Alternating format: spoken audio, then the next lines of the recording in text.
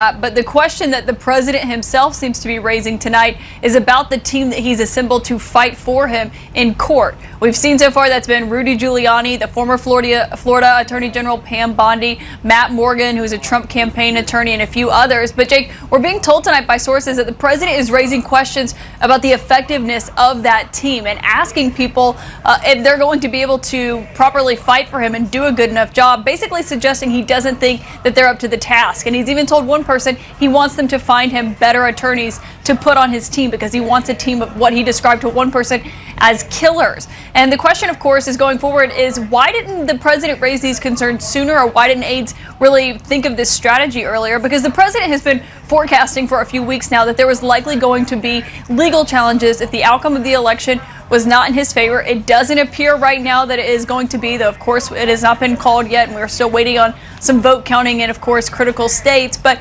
it's moving into that phase, and the president himself is even raising questions about the team that's going to be representing, that's going to be fighting for him to potentially get a second term. And we're told it's not only the president raising those questions, it's also some of his top staffers who are raising questions about whether or not they're going to have enough of a heavyweight of a legal team to help them wade through this litigation that they are trying to pursue, because they keep comparing it to the 2000 Florida recount, Jake, though of course a lot of those attorneys went on to be White House counsel, Supreme Court clerks, Supreme Court justices, and they don't feel like that is what they've got as their legal standing at this point. So that was CNN's Caitlin Collins basically reporting that Donald Trump is blaming his lawyers, of all people, Rudy Giuliani, Pam Bondi, and others, for him not being able to win this election. That it's their fault they're not using enough legal maneuvers and using them effectively to steal this election from the American people and bring it over to him. That's why he won't get to be president until 2024. And this is so typically Trump, because he can never fail, he can only be failed. So it's not the fact that Biden got millions more votes than him nationwide and hundreds of thousands of votes more than him in key swing states. That's not the reason in Donald Trump's mind that he's losing this.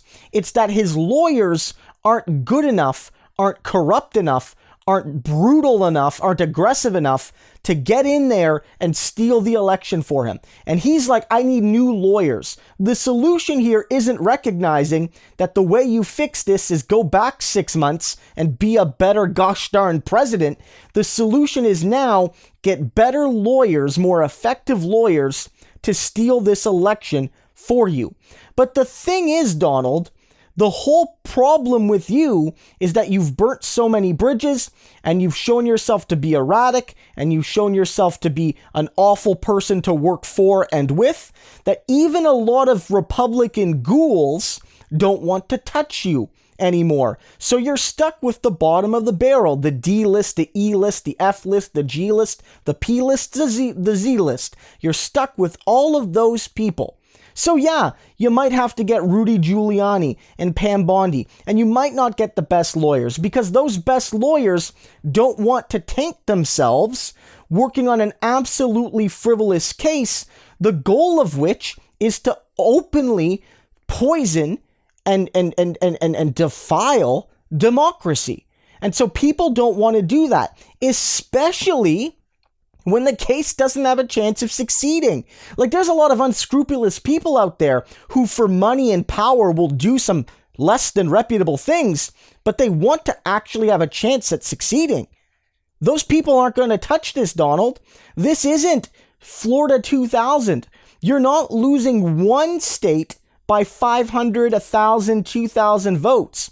You're losing multiple states, in some cases by tens of thousands, if not more. And so if you want to try to use some court case to flip Michigan, which you're down 100,000 in, or even states like Pennsylvania, where you're likely to be down 30, 40, 50 or more by the time all the ballots are counted, it's not going to work.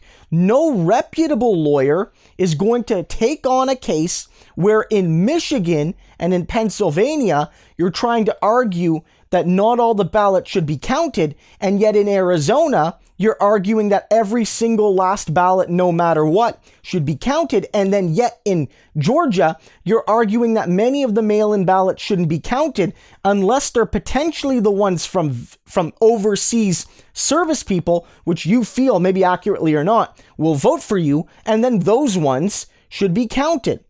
Even your very stacked conservative courts will look at that and say, this doesn't pass the smell test. And so Donald Trump is absolutely delusional right now. There is at core one person to blame for this. Of course, Trump has a big campaign. There's of course a lot of people that share blame.